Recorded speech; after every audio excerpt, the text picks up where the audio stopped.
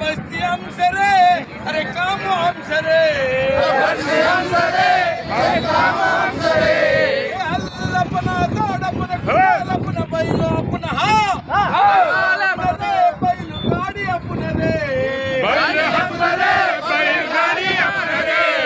Balor अपना रे Balor गाड़ी अपना रे.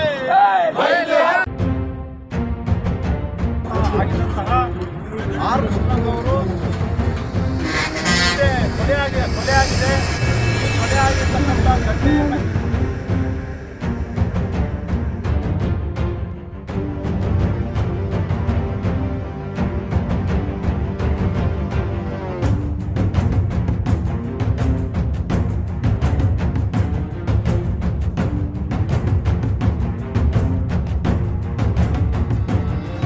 ಎಲ್ಲ ರಾಜ್ಯಗಳಲ್ಲಿ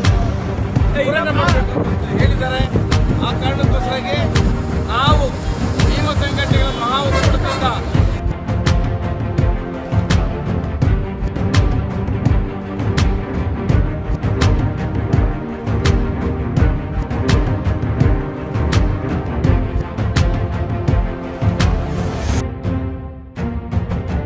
ಒಬ್ಬ ಏನು ನ್ಯಾಷನಲ್ ಪಕ್ಷದ ಅಧ್ಯಕ್ಷನಿಗೆ ಬಂದಂಥ ಒಂದು ದುರ್ಗತಿ ಏನಪ್ಪ ಅಂತಂದ್ರೆ ಅಥವಾ ಕಾನೂನು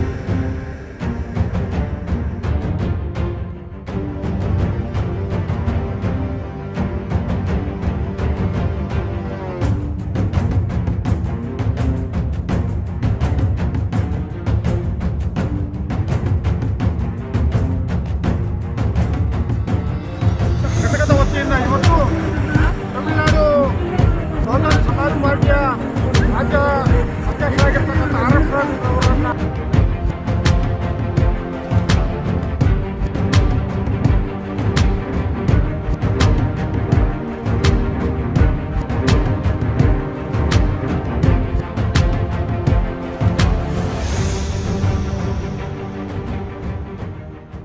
ರಾಜ್ಯಾಧ್ಯಕ್ಷರಾಗಿದ್ದಂತಹ ಆರ್ ಕೃಷ್ಣನವರು ಕೊಲೆಯಾಗಿದೆ. ಈ ಕೊಲೆಯಾಗಿರ್ತಕ್ಕಂಥ ಘಟನೆಯನ್ನು ಖಂಡಿಸಿ ಇವತ್ತು ರಸ್ತೆ ತಡೆ ಮಾಡಿ ನಾವು ಪ್ರತಿಭಟಿಸ್ತಾ ಇದ್ದೇವೆ. ಈ ಒಂದು ಕೊಲೆ ನಮ್ಮೆಲ್ಲರಿಗೂ ಕೂಡ ಬಹಳ ಆಘಾತಕಾರಿಯಾಗಿದೆ. ಯಾಕೆ ಅಂತಂದ್ರೆ ಇವತ್ತು ತಮಿಳುನಾಡಿನಲ್ಲಿ ನಿರಂತರವಾಗಿ ಇಡೀ ದೇಶದ ಭಾಗದಲ್ಲಿ ಇರ್ತಕ್ಕಂಥ ಎಲ್ಲ ರಾಜ್ಯಗಳನ್ನ ಹೋಲೈಸಿ ನೋಡೋದಾದ್ರೆ ತಮಿಳುನಾಡಿನಲ್ಲಿ ನಿರಂತರವಾಗಿ ಅತಿ ಹೆಚ್ಚು ದಲಿತರ ಮೇಲೆ ದೌರ್ಜನ್ಯಗಳಾಗ್ತಾ ಇದೆ, ದಲಿತರ ಕೊಲೆಗಳಾಗ್ತಾ ಇದೆ. ತಮಿಳುನಾಡು ದ್ರಾವಿಡ ನಾಡು, ದ್ರಾವಿಡ ಮಕ್ಕಳು ಏನಲ್ಲಿ ದ್ರಾವಿಡ ಕುಟುಂಬಗಳು, ದ್ರಾವಿಡ ಜನರು ಬರ್ತಾ ಇರ್ತಕ್ಕಂಥ ನಾಡು ಅದು. ಕೇವಲ ದ್ರಾವಿಡ ನಾಡು ಅಂತ ನಾವು ಹೇಳೋದಕ್ಕಷ್ಟೇ ಆಗಿದೆ. ಆದರೆ ಯಾವುದೇ ರೀತಿ ದ್ರಾವಿಡರಿಗೆ ಅಲ್ಲಿ ರಕ್ಷಣೆ ಇಲ್ಲ. ದ್ರಾವಿಡ ಪಕ್ಷ ಅಧಿಕಾರಕ್ಕೆ ಬಂದರೂ ಕೂಡ ಆದರೆ ಅಲ್ಲಿ ದಲಿತರಿಗೆ, ಬಡವರಿಗೆ, ಮಹಿಳೆಯರಿಗೆ ರಕ್ಷಣೆ ಇಲ್ಲ. ಇನ್ನು ರಾಷ್ಟ್ರೀಯ ಪಕ್ಷ ಬಹುಜನ ಪಕ್ಷದ ಅಧ್ಯಕ್ಷರನ್ನೇ ಕೊಲೆ ಮಾಡ್ತಾರಂದ್ರೆ ಇನ್ನು ಜನಸಾಮಾನ್ಯರು ಬಂದು ಅವರ ರಕ್ಷಣೆ ಯಾವ ರೀತಿ ಅಂತೇಳಿ ನಮ್ಮೆಲ್ಲರ ಪ್ರಶ್ನೆ ಆಗಿದೆ. ಇವತ್ತು ಆರ್ಮ್ಸ್ಟ್ರಾಂಗ್ ಅವರ ಕೊಲೆ ನಮ್ಮ ದಲಿತ ಪರ ಸಂಘಟನೆಗಳು ಮತ್ತು ಭೀಮ ಸಂಘಟನೆಗಳ ಮಹಾ ಒಕ್ಕೂಟದಿಂದ ಅತ್ಯಂತ ಮುಕ್ತವಾಗಿ ನಾವು ಖಂಡಿಸ್ತಾ ಈ ಒಂದು ಪ್ರತಿಭಟನೆಯನ್ನು ಮಾಡ್ತಾ ಇದ್ದೇವೆ. ನಮ್ಮ ಒತ್ತಾಯಗಳಿಷ್ಟೇ, ಏನು ಆರ್ಮ್ಸ್ಟ್ರಾಂಗ್ ಅವರು ಇವತ್ತು ಕೊಲೆಯಾಗಿದ್ದಾರೆ, ನಮ್ಮನ್ನ ಕಳ್ಕೊಂಡಿದ್ದಾರೆ.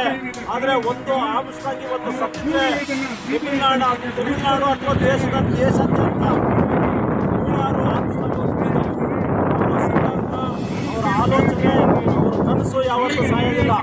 ಒಬ್ಬ ಆರ್ಮ್ಸ್ಟ್ರಾಂಗ್ ಅವ್ರನ್ನ ಕೊಲೆ ಮಾಡಿರ್ಬೋದು ಮನುವಾದಿಗಳು, ಜಾತಿವಾದಿಗಳು, ಆದರೆ ಆ ಆರ್ಮ್ಸ್ಟ್ರಾಂಗ್ ಅವರ ಆಲೋಚನೆ ಏನಿತ್ತು, ಅವರ ಸಿದ್ಧಾಂತ ಏನಿತ್ತು, ಅವರ ಗುರಿ ಉದ್ದೇಶಗಳೇನಿತ್ತು ಅದು ಸಾಯೋದಿಲ್ಲ. ಸಾಯೋದು ಅಲ್ಲ, ಅವರ ಹೋರಾಟವನ್ನ, ಅವರ ಕನಸನ್ನ, ಅವರ ಸಿದ್ಧಾಂತವನ್ನ ನಾವು ಮುನ್ನಡೆಸೋದಕ್ಕೆ ನಾವು ಬರ್ತೀವಿ ಅಂತೇಳಿ ತಮಿಳುನಾಡು ಸರ್ಕಾರಕ್ಕೆ ಎಚ್ಚರಿಕೆಯನ್ನು ಕೊಡ್ತಾರೆ. ನನಗೆ ಒಂದು ಅನುಮಾನ ಇದೆ, ಏನೋ ಅದರಲ್ಲಿ ಒಬ್ಬರನ್ನ ಎನ್ಕೌಂಟರ್ ಮಾಡಿದ್ದಾರೆ. 6 ಜನ ಕೊಲೆ ಮಾಡಿದ, 8 ಜನ ಬಂಧಿಸಿದ್ದಾರೆ. ಒಬ್ಬರನ್ನ ಎನ್ಕೌಂಟರ್ ಮಾಡಿದ್ದಾರೆ ಅಂದ್ರೆ ಇದ್ರ ಹಿಂದೆ ಏನು, ಇದ್ರ ಹಿನ್ನೆಲೆ ಹುನ್ನಾರ ಏನು ಅಂತೇಳಿ ನಮಗೆ ಮೇಲ್ನೋಟ ಗೊತ್ತಾಗ್ತಾ ಇದೆ. ಇದು ನಮಗೆ ಅನಿಸ್ತಾ ಇರೋದೇನೆಂದ್ರೆ ಈ ಕೊಲೆ ಹಿಂದೆ DMK ಸರ್ಕಾರ ಇದೆ. ಇದು ರಾಜಕೀಯ ಪಿತೂರಿಯ ಒಂದು ಕೊಲೆ, ರಾಜಕೀಯ ಹುನ್ನಾರದ ಒಂದು ಕೊಲೆ. ಇದರ ಹಿಂದೆ ಸ್ಟಾಲಿನ್ ಅವರೇ ಇದೆ ಅಂತೇಳಿ ನಮ್ಗೆ ಅನುಮಾನ ಇದೆ. ಯಾಕೆ ಹೇಳ್ತೀನಂದ್ರೆ 2011ರಲ್ಲಿ ಸ್ಟಾಲಿನ್ ಅವರ ವಿರುದ್ಧವಾಗಿ ಆರ್ಮ್ಸ್ಟ್ರಾಂಗ್ ಅವರು ಚುನಾವಣೆಯಲ್ಲಿ ಸ್ಪರ್ಧೆ ಮಾಡಿದ್ರು. ಆ ಒಂದು ದುರುದ್ದೇಶ ಇಟ್ಕೊಂಡು ಇವತ್ತು ಆರ್ಮ್ಸ್ಟ್ರಾಂಗ್ ಅವರು ಕೊಲೆ ಆಗಿದ್ದಾರೆ ಅಂತೇಳಿ ನಮ್ಗೆ ಅನುಮಾನ ಇದೆ. ಇವತ್ತು ಆರ್ಮ್ಸ್ಟ್ರಾಂಗ್ ಅವರು ಏನು ಕೊಲೆ ಆಗಿದ್ದಾರೆ, ಈಗ ಏನು ಅವರು ಕೊಲೆ ಮಾಡಿದಂಥವರು ಡೆಲಿವರಿ ಬಾಯ್ಗಳ ವೇಷದಲ್ಲಿ ಏನು ಟಿ ಶರ್ಟ್ ಹಾಕೊಂಡು ನಾವು ಫುಡ್ ಡೆಲಿವರಿ ಮಾಡ್ತೀವಿ ಅಂತೇಳಿ ಒಂದು ಏಕೈಕ ಅವ್ರ ಮೇಲೆ ಅಟ್ಯಾಕ್ ಮಾಡಿ ಅವ್ರ ಜೊತೆ ಸುತ್ತಮುತ್ತ ಜನ ಇದ್ರೂ ಕೂಡ ಸಂಚು ರೂಪಿಸಿ ಅವ್ರನ್ನ ಕೊಲೆ ಮಾಡಿದ್ದಾರೆ. ಆದರೆ ಈ ಕೊಲೆ ಏನು ಆರ್ಮ್ಸ್ಟ್ರಾಂಗ್ ಅವರು ಆಗಿದ್ದಾರೆ, ಈ ಕೊಲೆ ಕೇಸನ್ನ CBI ಒಪ್ಪಿಸಬೇಕು. ಮತ್ತೆ ಏನು ಆರ್ಮ್ಸ್ಟ್ರಾಂಗ್ ಅವರ ಕುಟುಂಬಕ್ಕೆ DMK ಸರ್ಕಾರ 2 ಕೋಟಿ ಪರಿಹಾರವನ್ನು ಕೊಡಬೇಕು ಅಂತೇಳಿ ನಮ್ಮ ಒತ್ತಾಯ ಇದೆ. ಈ ಹೋರಾಟ ಇಲ್ಲಿಗೆ ನಿಲ್ಲೋದಿಲ್ಲ. ಯಾರು ಕೊಲೆಯಾಗಿದ್ದಾರೆ ಅವ್ರ ಮೇಲೆ ಗೂಂಡಾಕ್ಟ್ ಹಾಕಿ ಅವರನ್ನು ಗಡಿಪಾಡು ಮಾಡಬೇಕು, ರಾಜ್ಯದಿಂದ ಗಡಿಪಾರು ಮಾಡಬೇಕು. ಮತ್ತೆ ಆರ್ಮ್ಸ್ಟ್ರಾಂಗ್ ಅವ್ರ ಕುಟುಂಬಕ್ಕೆ ಸರಿಯಾದಂಥ ನ್ಯಾಯ ಸಿಗಬೇಕು ಅಂತ ನಮ್ಮ ಒತ್ತಾಯ. ಎಲ್ಲ ರಾಜ್ಯಗಳಲ್ಲಿ ಹೋರಾಟ ಮಾಡಬೇಕು ಅಂತ ಹೇಳಿದ್ದಾರೆ. ಆ ಕಾರಣಕ್ಕೋಸ್ಕರ ನಾವು ಭೀಮ ಸಂಘಟನೆಗಳ ಮಹಾ ಒಕ್ಕೂಟದಿಂದ ಮೊದಲ ಬಾರಿಗೆ ಗಡಿ ಭಾಗ ಏನು ತಮಿಳುನಾಡು ಮತ್ತು ಕರ್ನಾಟಕದ ಗಡಿ ಭಾಗ ಇದೆ, ಈ ಗಡಿ ಭಾಗದಲ್ಲಿ ನಾವು ಒಂದು ಹೋರಾಟ ಮಾಡಿ ಅವರ ಕುಟುಂಬ ಸ್ಟಾಲಿನ್ ಸರ್ಕಾರದಿಂದ 2 ಕೋಟಿ ಪರಿಹಾರ ಕೊಡಬೇಕು. ಮತ್ತೆ ಅವರು ಸ್ಟಾಲಿನ್ ಸರ್ಕಾರನೇ ಕೊಲೆ ಮಾಡಿರೋದು ಖಂಡಿಸ್ತಾ. ಯಾಕೆ ಕಾರಣ ಏನು ಅಂತಂತಂದ್ರೆ 3ನೇ ಆರೋಪಿ ಯಾರಿದ್ದೋ ಅವನ್ನ ನಿನ್ನೆ ಎನ್ಕೌಂಟರ್ ಮಾಡಿ ಸಾಯಿಸಿದ್ದಾರೆ. ಯಾಕೆ ಕಾರಣ? ಅವನು ಸತ್ಯ ಬಾಯಿ ಬಿಡ್ತಾನ ಅಂತೇಳಿ ಅವರು ಸಾಯಿಸಿದ್ರ ಅಂತನ್ನೋದು ಅಭಿಮಾನಿ ಬರ್ತದೆ. ಅದರಿಂದ ದಯಮಾಡಿ ನಾವು ಹೇಳೋದು ಏನಂತಂದ್ರೆ ಈ ಆರ್ಮ್ಸ್ಟ್ರಾಂಗ್ ಕೊಲೆನ CBI ತನಿಖೆ ಕೊಡಬೇಕು. CBIನವರು ಯಾವುದೇ ಬಗ್ಗೆ ಮಾಡಿ ಈ ಸರ್ಕಾರದ ವಿರುದ್ಧವಾಗಿ ತೀರ್ಪನ್ನು ಕೊಡಬೇಕು ಅಂತ ನಾನು ಈ ಸರ್ಕಾರನ ಒತ್ತಾಯ ಮಾಡ್ತಾ, ಸ್ಟಾಲಿನ್ ಸರ್ಕಾರ ಬಲಿಗಿಲ್ ಸರ್ಕಾರ ಅಂತ ಹೇಳ್ತಾ ನಾನು ಮುಖಾಂತರವಾಗಿ ಮಾಧ್ಯಮದವರೆಗೆ ನಾನು ಮನವಿ ಮಾಡ್ತೇನೆ. ಹೆಸರು ಹೆಬ್ಬಾಳು ವೆಂಕಟೇಶ್ ಅಂತೇಳಿ ಭೀಮ ಸಂಘಟನೆಗಳ ಮಹಾ ಒಕ್ಕೂಟದ ಗೌರವಾಧ್ಯಕ್ಷ.